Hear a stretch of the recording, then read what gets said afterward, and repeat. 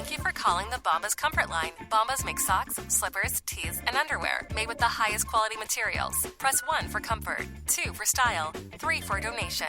You chose style. Bombas has styles for whatever you enjoy. You can run in Bombas, lounge in Bombas, dress them up, dress them down, but always give back in Bombas. Because with every item purchased, another is donated. Bombas, comfort worth calling for. Go to bombas.com/audio and use code AUDIO for 20% off your first purchase. That's BOMBAS.com and use code AUDIO.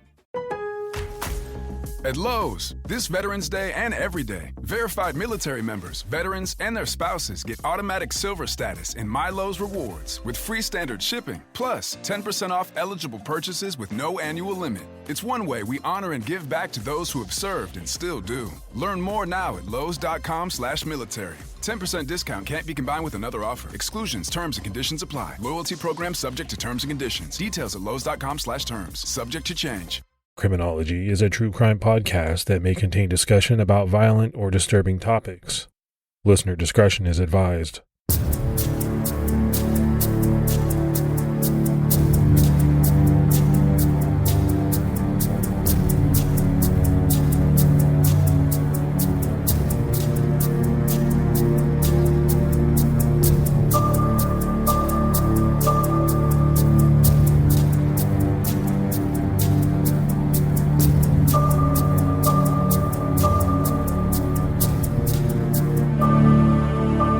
Hello, everyone, and welcome to episode 383 of the Criminology podcast. I'm Mike Ferguson. And this is Mike Morford. Morf, how you doing this week, man? I'm doing pretty good. How you doing? I'm doing great. It's getting cool here. Everybody is back to school, back to work, and I got the house to myself, which is kind of a good and bad thing. It's good because, you know, I kind of like to do my own thing. But it's bad because I have no one to talk to during the day. And sometimes, you know, that can be strange. I talk to the dogs, but they don't talk back. Well, something tells me a lot of the time you're sitting around playing some basketball on your video game system. That is true. I do play my fair share of Xbox. There's no doubt about it. We had no new Patreon this week, but we appreciate everyone who makes the decision to support the show. For anyone that would like to help support the show, you can do it by going to patreon.com/criminology and signing up. And that help really goes a long way for the show. So thank you. All right, let's jump into this episode. Imagine being awoken in your bed in the middle of the night and attacked by a masked man. Your life flashes before your eyes. You think of your family, but somehow you live through the ordeal, only to find out later that a person you knew, a person you thought you could trust, was actually your attacker. That's exactly what happened to a woman named Morgan Metzer. It was January 1st, 2021. Morgan Metzer should have been at her best friend's house, where she had been planning to celebrate New Year's Eve as the clock struck midnight. But she had been feeling tired and just decided to call an early night. She drove to her home in Cherokee County, Georgia, climbed into bed, and drifted off to sleep. Sometime in the middle of the night, when she opened her eyes, she saw the shadow of a man standing in the doorway of her bedroom. She later told CBS News, "He's standing there like a soldier, like with his fist clenched, and like he was ready to go." Before Morgan even had the time to react, she was being attacked. Morgan said, "He ran at me and jumped on top of me, and that's when he started pistol whipping me." Stunned and in pain, Morgan was overpowered by the attacker. He pulled her hands behind her back and tightened zip ties around her wrist. He had come prepared, with loops already made in the zip ties, which had been looped together and made into handcuffs. All the attacker had to do was pull, and her arms were trapped behind her back. Morgan wasn't just thinking about her safety in that moment. She was thinking about her family. She relayed those concerns to CBS, saying, "What's going to happen to my kids?" A million worries raced through her mind. She said it was like having 50,000 tabs opened up at one time in my brain, explaining how it felt to have so many thoughts enter your mind at once. She said, "I haven't done a will. I haven't talked to my family about who gets them." As she was attacked, it dawned on her, they're not going to have a mom. Luckily, her children, two 8-year-old twins, were in Florida on a visit with her sister that night. Morgan had no idea who was doing this or why they would have chosen her. It was dark in the bedroom. and the man was wearing a mask that completely obscured his face, as well as black pants, a black hoodie, and black gloves to prevent leaving any fingerprints or DNA. The intruder hissed from under the mask, "You're gonna regret this. You've done really wrong now." The man then sexually assaulted Morgan and strangled her to the point she was losing consciousness twice. And I think anyone hearing those details, that is just scary. Plain and simple. Number one, to have the kind of sanctity of your home violated, right? We've talked about it before. Home is supposed to be your safe place. And then, secondly, to be restrained, to be sexually violated in the middle of the night after just waking up. I mean, it's absolutely horrible. Yeah, when you're sleeping, that's like your most vulnerable point where you can't protect yourself, you can't react, you can't think. You open your eyes, they're halfway closed, things are groggy, and then you've got somebody jumping on top of you and doing this terrible stuff to you. It's got to be incredibly frightening, and it's giving me, some Golden State Killer, East Area Rapist vibes, this kind of attack. Yeah, I was getting that same thing. The other thing that really jumped out at me was how prepared this person was, right? You talked about the zip ties already looped together. So essentially, all he had to do was pull. This wasn't a crime of opportunity. I mean, to me, it's very obvious that this person came to Morgan's house with this very specific intent and had done some pre-planning. Even though the intruder spoke to Morgan and asked questions like where she kept valuables like jewelry and cash, she didn't recognize the voice, and it wasn't even the man's natural voice. He was speaking in a very low and raspy tone, trying to make it impossible to pinpoint who he was. But the man certainly knew Morgan. He said things that were personal to her private life, and even knew that she and her husband had recently divorced. He also seemed to threaten her ex-husband, Rod Metzer, telling her, "You're going to miss your husband." Despite the divorce from Rod, Morgan still cared for him and begged for his life, saying, "No, don't hurt my husband. I love him very much." As Morgan pleaded, the man demanded that she give him her cell phone password. After a few minutes of fumbling with her phone, he was able to use her home security app to remotely unlock her back door. He led her out of her bedroom, still naked, handcuffed, and with a pillowcase over her head. Her bedroom, which was on the second floor of the home, was connected to a patio deck and had stairs that went all the way down into the backyard. The man led her to the porch deck and pushed her onto her stomach. The intruder had one warning for her: do not get up until you hear 2 car honks, or I'll kill you. He then quietly walked away from Morgan. She didn't move a muscle. She told CBS, "I just listened to the stream and tried to be as peaceful and calm as I could." The pillowcase was still over her head, so she couldn't see anything at all. She waited to hear a car honk, signaling that the ordeal was over, but it never came. Instead, she heard footsteps coming towards her. She remained quiet, terrified that the attacker had changed his mind, and rather than driving off and letting her live, he had decided to come back and kill her after all. Morgan listened as the footsteps crossed the yard and grew closer.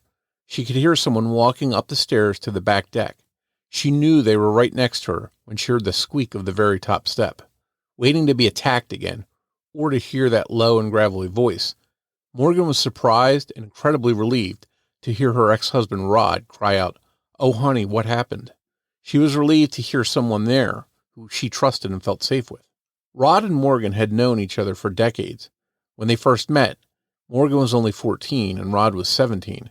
She immediately fell for him, actually recalling to CBS that it was scary how fast it was. When they were dating, Morgan said his nickname for her was Princess, and he treated her like he really thought she was one. As soon as Morgan graduated high school, the two moved in together. So, Morf, earlier you mentioned the Golden State Killer. And I think another thing that kind of reminds me of him in this case is that low, raspy voice. But the other thing is, it just reinforces my thought that, this was planned. And this was someone that knew Morgan. And we talked about the personal details that this guy was telling her.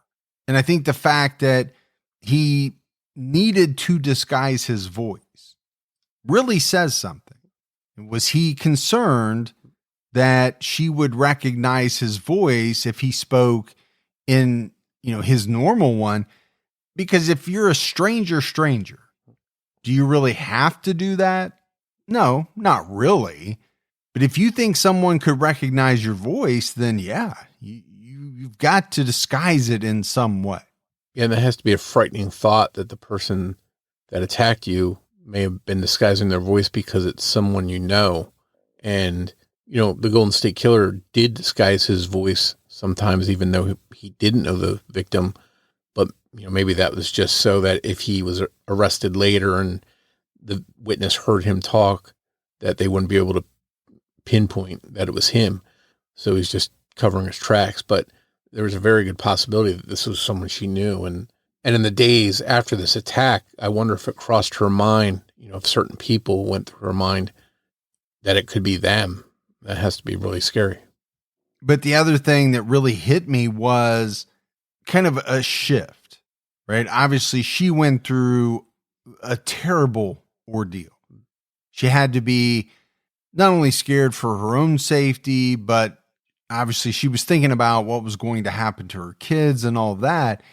And then all of a sudden she hears Rod's voice.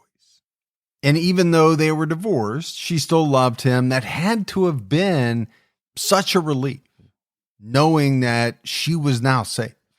Rod and Morgan got married in 2009 when Morgan was 21.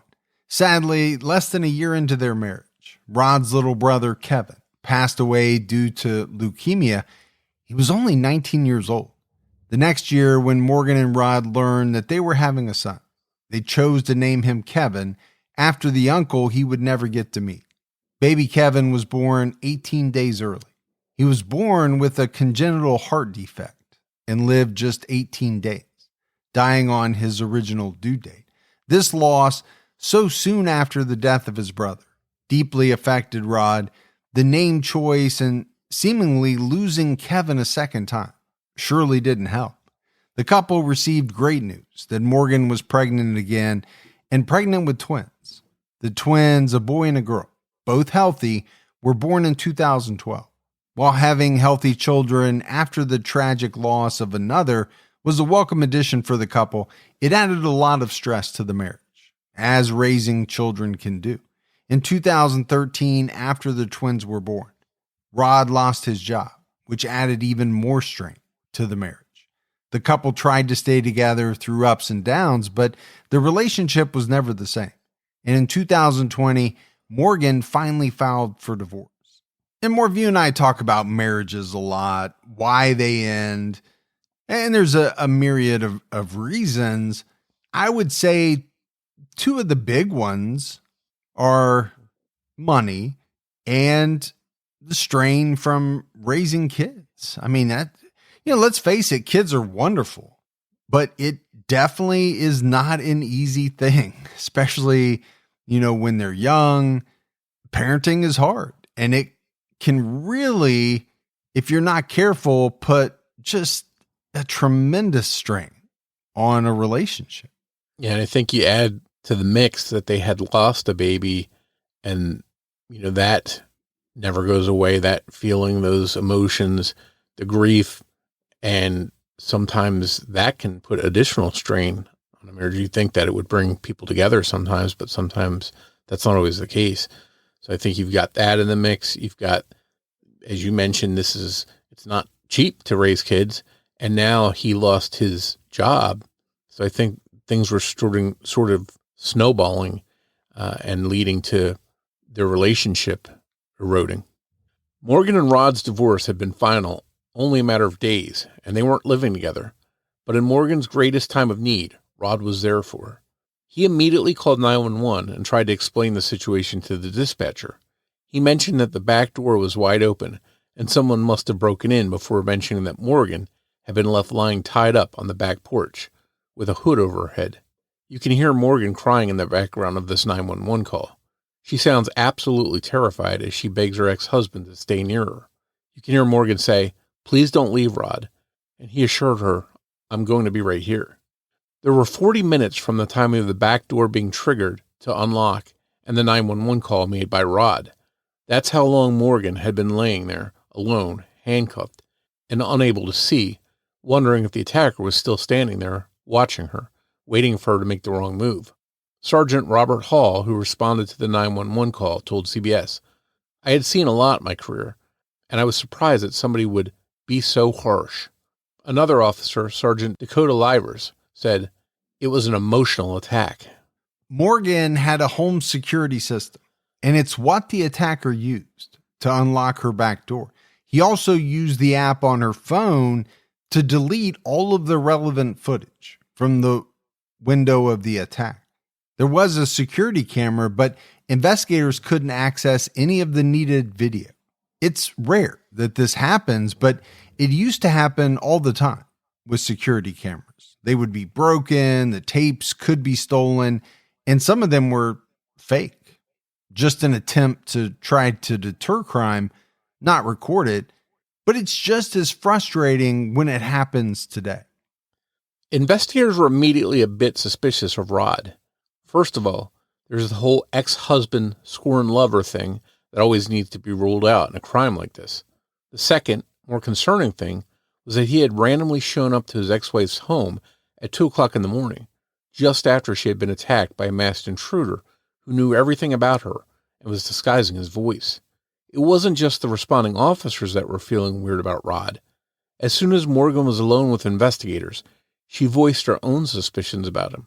She had her first inkling that it could have been Rod when her attacker seemed to get nicer to her after she begged him not to hurt her husband.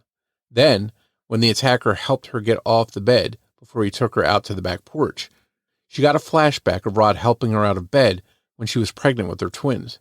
She explained to CBS, "It was the way he gently held me and got me out of bed. It was so familiar that I was like, this is him. I know it's 100% him." She made an intentional decision to keep pretending she didn't know that the man attacking her in the middle of the night was no stranger. Well, no doubt they're going to look at Rod, right? That's a given. And I could understand why officers would be suspicious of him. It's like he just happens to show up. It kind of reminded me of the movie Scream, where Ghostface is trying to get Neve Campbell, I think for the first time. She's able to shut the door on him, but then all of a sudden her boyfriend pops up in the window. I was getting that kind of vibe. But it wasn't just the police, right? The fact that Morgan was suspicious of Rod and even thought to 100% degree of certainty that it was him, that really tells you something. And that had to be a huge mix of emotions because on one hand, she was relieved when he got there and, she felt safe. On the other hand, she's got these thoughts going through her head of, hey, this seemed familiar. And all of a sudden it's dawning on her that this could be her ex-husband that did this to her. So you can't imagine the roller coaster she was going through with the emotions.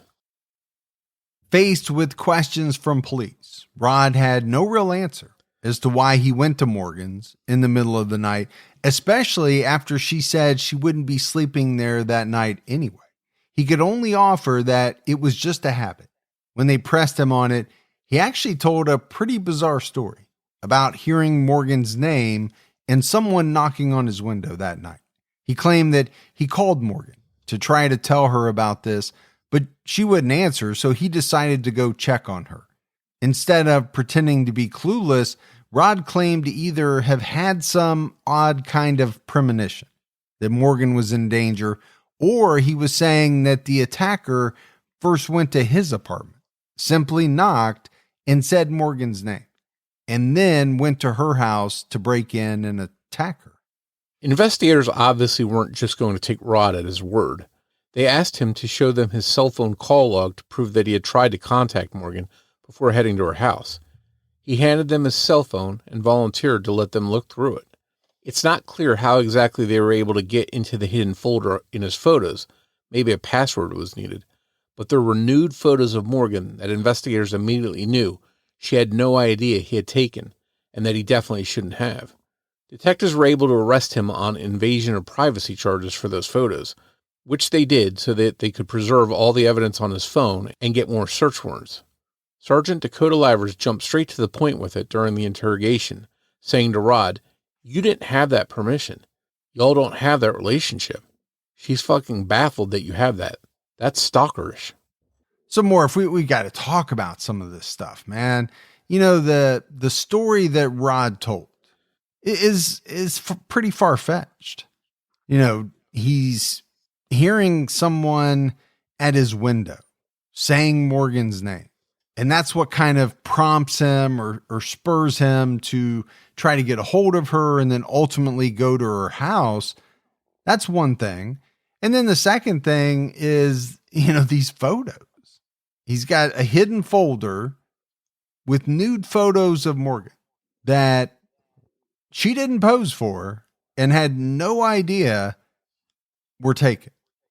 And I think the detective calling it stalkerish is perfectly apt.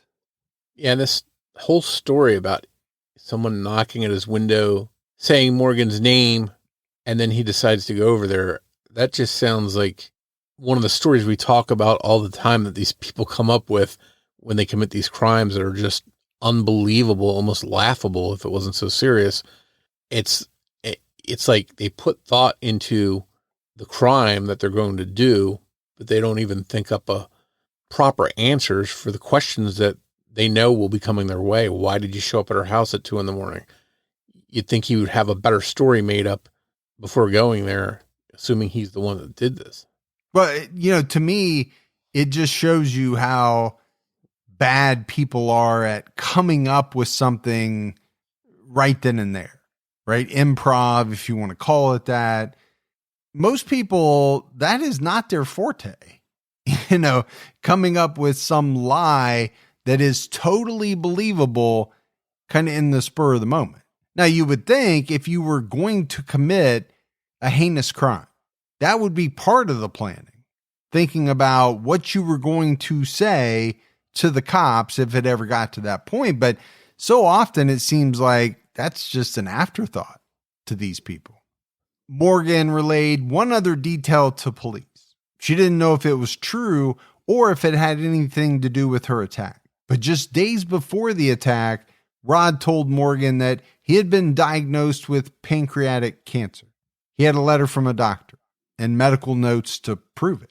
Investigators were interested in this claim and they wanted to know more about it.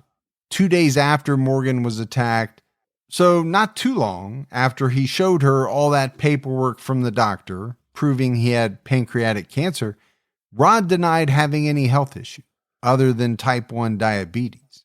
When detectives asked him if they were mistaken about him having cancer, he got uncomfortable and stopped cooperating. At that point in the interview, Rod said, "I don't know if I should talk to you guys anymore. I'm starting to get a really bad feeling about what angle you guys are coming from."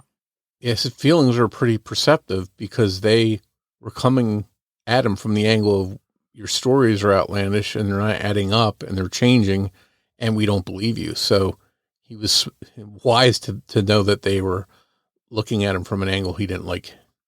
Well, I don't think they were hiding it.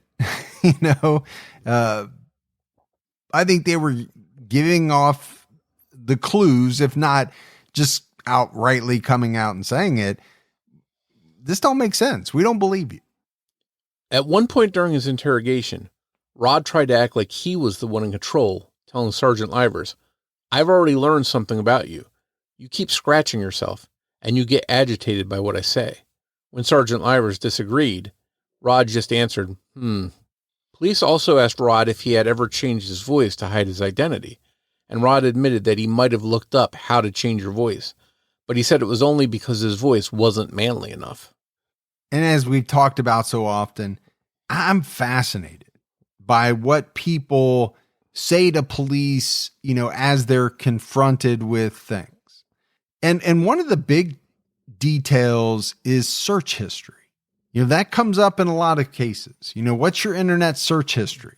And it can be pretty damning to some people, but it's also very interesting to hear people explain why they've searched for, whatever the detectives or the authorities are bringing up to them. In this case, my voice just wasn't manly enough. So I was searching how to disguise it or change it. I don't know how some of these detectives keep from just laughing out loud at some of these answers. I really don't. Yeah, the stories are so outlandish, but I guess he had to say something. Why else would he be looking that up? And, just one lie leads to another. And that's what it seems happens in a lot of these cases. Police received a search warrant to search Rod's apartment, and they found a bag of zip ties. In the bag was a portion of zip tie. That portion of zip tie was found to be a match to the portion of zip tie used to secure Morgan by her attacker. When investigators brought up the zip ties used in the attack, Rod claimed that he didn't have any zip ties. Sergeant Tom Harris was extremely quick to remind him that they had been collected as evidence. Harris said, "I know you don't. We have them now." Once again, Rod oddly tried to flip the script on investigators, acting like he was the one with power in the room, saying, "This is just starting to get squirrely," and he refused to talk to them after that. After 2 days in jail, Rod spoke to his mother, Kathy, on the phone. The call was recorded like all calls are in correctional facilities. He was playing up being the victim hard, trying to blame Morgan for the fact that he ended up behind bars. He said to his mom, "Why is she doing this to me? She knows it wasn't me." Detectives still had to figure out how Rod could have broken into the house in the first place before he had Morgan's phone and access to the app for her security system. It wasn't hard to figure out. A sensor in one of the basement windows had been tampered with and moved to where when the window was open, no connection would be broken, so the sensor wouldn't be triggered. This must have been something he did sometime before the attack when he was in the house. In some out-of-the-box thinking, Sergeant Hall opened the Lowe's app on his cell phone and scanned the barcode on the bag of zip ties found in Rod's apartment. It took him right to the exact product. There were only 2 Lowe's locations in all of Cherokee County, so this made it easy for investigators to track down security footage from the time the zip ties were purchased. Rod, who is pretty much the only one in the store not wearing some kind of mask due to those 2020 COVID-19 precautions, is seen holding the bag of long zip ties. He purchased them just 36 hours before Morgan was attacked. It was extremely damning evidence. And this is another thing, Morf, that comes up in so many cases. Lowe's, Home Depot, Walmart. Authorities track down security footage of someone at one of these big box stores buying something, sometimes a lot of different things that, really make them look guilty. And this one, I think, is even more damning than most because they have the zip ties found in Rod's apartment. They matched the zip ties that were found on Morgan. This isn't, you bought a shovel and some bleach, but the police don't know exactly what you did with it. This is some really clear-cut evidence, right? That he was involved in this attack. The thing I find odd here is he chose not to wear a mask, so it was easy to identify him. And this is in a time where if you went into a store, almost everybody had masks. Some stores wouldn't even let you in unless you were wearing a mask. So he really stood out on that video surveillance. It was easy to pick him out without a mask on. Yeah, I mean, we all remember COVID time. That was a time where you were expecting to see people wearing masks. It was pretty odd when people weren't wearing them. So, it's making me question this guy's intelligence. He's buying these zip ties. He had to have been buying them for a reason. He knew he was going to do something with them, but he essentially went out of his way to not wear a mask. I'm starting to think, he was not the sharpest tool in the shed.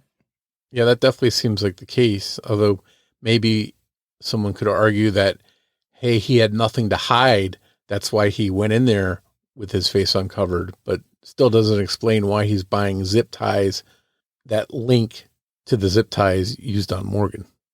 The timing of Rod's lie about having cancer and his purchase of the zip ties is important. Rodney had purchased the zip ties at Lowe's before telling Morgan that he had cancer.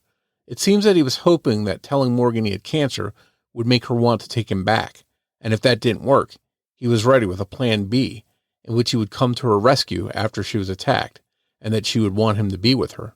Investigators also believe it's possible that Rodney intended to kill Morgan and then take his own life, but for whatever reason, once he was actually attacking her, he couldn't go through with the plan. So he switched to the idea that would be the one to find her, and she would be so grateful for the rescue that she would want him back. Some of the things found in the search of Rodney's apartment were damning as well when coupled with what had happened to Morgan. He had purchased a book called 7 Ways to Be Her Hero. Rod's computer was also a treasure trove for investigators. He actually searched how to change your voice, how long to choke somebody unconscious, and how to crack an iPhone password. Rod also searched for how long before you starve to death, which, let's be honest, has some pretty terrifying implications about what he considered trying to do to Morgan. It seems like before attacking Morgan, Rod's first plan was to try to lure her back by making her feel bad for him. He had also searched how to get sympathy from your ex, which is what probably gave him the idea about a fake cancer diagnosis. Morgan was the only person he told about the supposed diagnosis because she was the only one he wanted to feel sorry for him. And she did. Just like when she was being attacked, her thoughts immediately went to her children and to how the situation would affect them. When Rod had told Morgan about the cancer, she said, "You're the father of my children. I'm here for you." He was so emotional about the whole thing that Morgan let him stay over and sleep on the couch for a few nights. But he just wouldn't accept that things weren't romantic between them anymore. She would support him, but they couldn't be a couple. Morgan told CBS, "He kept begging me to get back together with him, just constantly haggling me." On December 31st, Morgan finally decided she couldn't take it anymore. Maybe it was a new year, new me goal, or to leave the past in last year kind of thing. But she told Rod that she couldn't be the only one supporting him through this very difficult time, and that he had to at least tell his parents what was going on. When he refused, Morgan put her foot down and actually asked him to leave her house. He left, but he continued to try to convince her via text messages. Eventually, she told him she was going to her parents' house and turning off her phone. This is another thing that stood out to investigators as suspicious. If Rod thought Morgan was going to be at her parents' house that night, why did he go to her home at 2 a.m? He hadn't gone to her parents' house or called them first to know that she wasn't there. And also, the first thing he did was walk around to the back porch.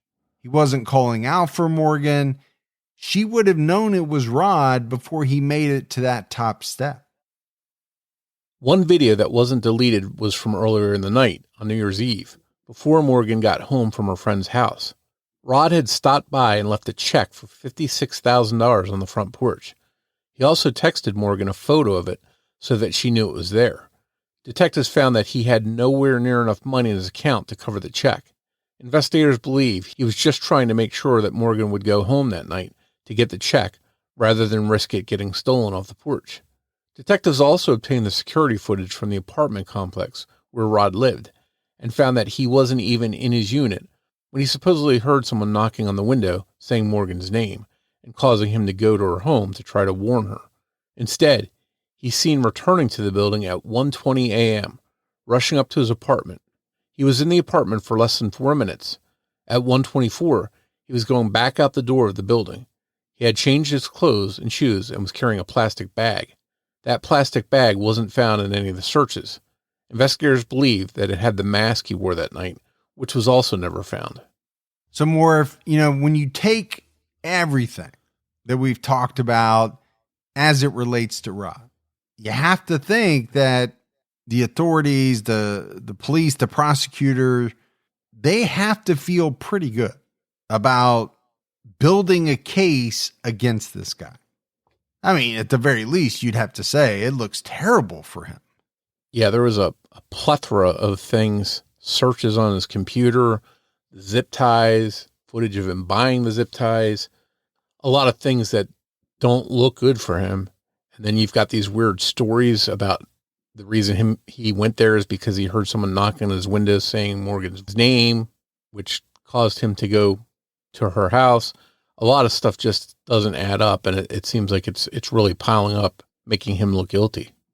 Police finally felt that they had all the pieces they needed to make a case, and Rodney was charged with 10 counts related to the attack on Morgan, including home invasion, kidnapping, aggravated assault, and sexual battery. Rod faced 14 charges in total, 3 counts of invasion of privacy for those photos on his cell phone, battery, family violence, sexual battery, aggravated battery, home invasion, kidnapping, 2 counts of aggravated assault, false imprisonment, first-degree burglary, armed robbery, and possession of a firearm during the commission of a crime. Facing a wide array of evidence against him, Rod decided to plead guilty and take a deal. Rather than risk facing a jury at trial, Rodney Metzer was sentenced to 25 years in prison, followed by 45 years of probation, a total of 70 years to be held accountable for what he did to Morgan. And I said 14 charges, but as I read them out, I mean, that they threw everything but the kitchen sink in there. Now, rightfully so, because he did do all of that stuff. But I think more if they were out to get him, for the max sentence they could. And I don't blame him one bit. Yeah, what he did to Morgan is terrible. And, here's someone that's supposed to care about her and protect her, even if they're not together anymore. The thought, she's the mother of their children. And here he's the one terrorizing her. So I think that adds a whole nother disturbing level to the crimes. And I think 25 years, that's a healthy sentence. I mean, you could make the argument that it should be even more, but I'm not upset with that sentence at all. What did jump out at me though is the 45 years of probation. I don't think I've ever heard of that length of probation. Yeah, that's a pretty long. It's almost twice the regular prison sentence. So, he would be, up there in age by the time he would be totally free of these charges. So what does that mean, right? For 45 years, once he would get out, because let's face it, he's probably not going to do the whole 25. He's probably going to get out before that. But for 45 years, if he did anything wrong, he would have to go back. So maybe a little safety net there. And that's a frightening proposition too, because Morgan's still relatively young. In 25 years, whatever the length of time he does at prison sentence, is she going to be looking over her shoulder once he's out and worrying that he wants to come back and complete the job he set out to do? Or maybe he holds her responsible for being in prison and he wants revenge. So I'm wondering if she's already thinking ahead to that day years down the road. Well, I think that's an excellent point and probably something we don't talk about enough, right? There's the trauma from the event, from the crime, and that's going to stay with the person, most likely for the rest of their life. But then there's a bunch of other things that kind of come with it. How long of a prison stint does a person do? Every time they come up for parole, what's that like for a victim? And like you said, just the thought of, could this person hit the street? And, That has to be terrifying. Morgan was left to explain to their children why Rod was suddenly gone from their lives. She told the Law and Crime Network that she said to the kids, "Daddy hurt Mommy, but he still loves you guys very much." As they've grown up and started using the internet, they've learned more about what really happened between their parents. Morgan never contacted Rod after the attack. She didn't let the children have any contact with him either, telling them that they could reach out to him when they turned 18 if they wanted to. Rod's mom wanted to visit him in prison, but he refused to see her. The victim impact statement Morgan gave in court was the last time she spoke to Rod. The statement read in part, "The last 4 years, being married to you was like living with a monster that constantly tried to break me down and fence me in." She was clear that her victim impact statement would be the last Rod ever heard from her, saying that it would be my last words to whom I thought was the love of my life. Morgan didn't even realize that she was being abused. While it was happening, Rod was a senior in high school when Morgan was a freshman, and he was pretty much her first real boyfriend. She had no real frame of reference for what a good relationship was like behind closed doors. She explained to CBS that during their marriage, a lot of times he was very aggressive and wouldn't take the word no. But it's only now, looking back on it, that she says, "I guess he did sexually abuse me." Morgan spent a lot of time with the twins, locked in a closet when Rod went into one of his rages. Rod inherited all of his stocks and his wealth. He didn't work for it or study for it. Day trading seemed like a great option for him, but it rapidly went downhill. He would blame Morgan for his failings in the stock market. If he lost money, he didn't make a bad trade. It was because Morgan had been distracting him. He was angry about work often, throwing things, hitting walls, and yelling. Parenthood is difficult for anyone, but here they were with twins, and Rod had no patience for being a father. He was on edge all the time, and Morgan was walking on eggshells, beginning to doubt her own reality. Rod seemed to have built up a resentment for Morgan and her success because it came just when everything he had came crashing down. She started an interior design business called Shiplap and Sugar, and it took off so quickly, she had to ask her best friend to be her business partner because it was too much for her to do on her own. Oh, Morf, if I had $1 for every time my wife said the term shiplap, these interior design or house flipping shows or whatever it is my wife watches on HGTV, a lot of them are big into this shiplap, or they were. Maybe that's out of vogue now, but I have heard the word shiplap so many times on these TV shows. It's not even funny. I don't even know what shiplap is, so you're a step ahead of me. Well, I don't either. I just heard the term. The first time Rod hit Morgan, she called her dad and had him pick her up. But Rod told everyone that she was the aggressive one and that he had been trying to restrain her. And unfortunately, during that struggle, she did get some bruises. Morgan told CBS that he said to her, "You were just out of control. You couldn't keep your temper. You were just wailing all over the place." But what she remembers is Rod beating her after an argument while they were on a Labor Day vacation with friends. The incident actually caused some of her friends to stop talking to her because they thought she was lying. Their reactions made her doubt herself heavily.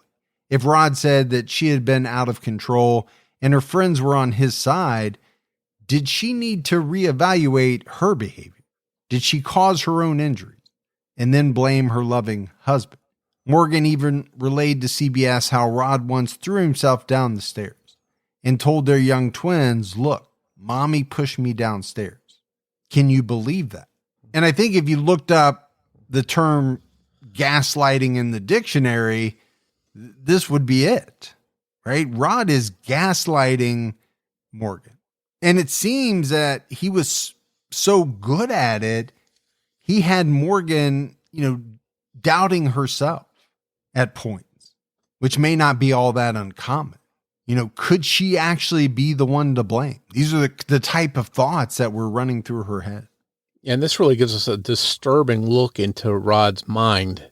Here we already know what he did in the attack. He somehow rationalizing that, hey, if I attack her and then be her hero, she'll take me back, is strange enough and mind-boggling enough. But here in this instance, he's throwing him down the stairs to blame Morgan and make the kids take his side. It's just very disturbing actions on his part and thought process. And I think we can see what's really below the surface with him. Well, and on top of that, he was able to get, their friends on his side after he beat Morgan. And, this guy's probably a narcissist. He's very manipulative. This is how these guys operate. And, it's scary. Yeah, lots of control, manipulation, and just all around. Doesn't sound like a good guy. Luckily, investigators saw early on through Rod's act. Rod had immediately rubbed responding officers the wrong way, saying, "Hey man, are you the guy that we've been waiting on?" He asked Sergeant Livers as he arrived, adding, "Do your fucking job." This obviously surprised the sergeant, who's used to people being grateful for help in situations like that. It seemed as if Rod was trying to be tough in front of Morgan. Morgan told CBS that after the court proceedings, I walked off that stand with 1,000 pounds off of my shoulders. It felt so good. Morgan said that giving a victim impact statement felt empowering, especially because she got the last word. Morgan wants to use her own story to help people, saying, "I'm trying to raise awareness for narcissism and gaslighting. I want to help women realize they're in a situation before it gets too bad." District Attorney Shannon Wallace said in a press release, "This is a classic example of how the most dangerous time for a domestic violence victim is when she decides to leave an abusive relationship." And we have heard that, so many times more, because I think it's absolutely true. The time spent in a violent relationship is very scary. But when you make that decision that you're going to leave, that's the scariest time, because you're taking the control away from the abuser, which is what they thrive on. And when they think or they know they're about to lose that control, that's when a lot of these people can do really, really bad things. Yeah, people like Rodney Metzer are a ticking time bomb, and that bomb explodes when, in this instance, the divorce is final. Right then is when this plan goes into motion. It's like the last resort. She's officially left me, and I've got to take drastic measures. And thankfully, Morgan survived this terrible ordeal and is here to tell her story. Yeah, because unfortunately, so many women especially don't survive situations like this. And, it's heartbreaking, but it's also very, very scary. If anyone listening needs help, the National Domestic Violence Hotline is available 24 hours a day, 7 days a week. Just call 1-800-799-SAFE-7233 or visit thehotline.org for a chat option and for more resources. So as we wrap this case up more, again, I think what you have in a guy like Rod Metzer, he's absolutely a narcissist. I'm sure there's a lot of other labels that you could slap on him. He was very controlling. He was abusive. And I do think that at that point where he realized he was never going to get that control over Morgan back, he decided to put his plan into motion. It was a terrible plan, obviously, and it was a terrible crime that he committed against her, but there was some pre-planning there. Although the way he went about it was sloppy, his answers to questions, they were horrible. They were just not believable. And I think police saw through them very, very quickly. And then obviously once they started to get some of the evidence tying him, to the crime, that pretty much cinched it. But, I do want to go back to the very beginning, right after the crime. I think it's telling that first responders had a bad feeling about this guy. And we talked about it. Morgan, from the get-go, thought there was a chance that it could be him. What's so scary is that although Morgan saw bad things in him that made her eventually want to leave him and get a divorce, she probably never imagined this kind of scenario where he would do something this outlandish. So it probably was, she probably realized I did the right thing by getting away from this guy. Yeah, I have a feeling she knew that already, but this probably just further cemented it in her mind. I guess I don't understand how Rod Metzer thought this plan was ever going to work. I really don't. Yeah, we talk about that so many times in cases like this. They set out with a plan, premeditated, planning stuff in advance, yet they don't have simple answers already set up. They sort of spin one lie that's ridiculous and then try and expand on that lie, and it becomes even more ridiculous to the point you're on the police radar almost instantly. Yeah, but at the end of the day, right, that's a good thing. We don't want these criminals to be quick on their feet, to be able to come up with things easily. We want them caught. But, it is something to point out. A lot of people are really terrible at it. But that's it for our episode on Morgan Metzer. If you love the show, but haven't done so yet, take a minute, go out, leave us a review, leave a rating. Also, keep telling your friends. The word of mouth about the podcast goes a long way. If you want to find us on social media, search for Criminology Podcast on your favorite platforms. And you can also check out criminologypodcast.com to get news, information, and listen to old episodes. And if you want to join a discussion about the show, head over to Facebook and look for Criminology Podcast Discussion and Fans. So that's it for another episode of Criminology, but Morf and I will be back with all of you next Saturday night with a brand new episode. So until then, for Mike and Morf, we'll talk to you next week. Take care, everyone.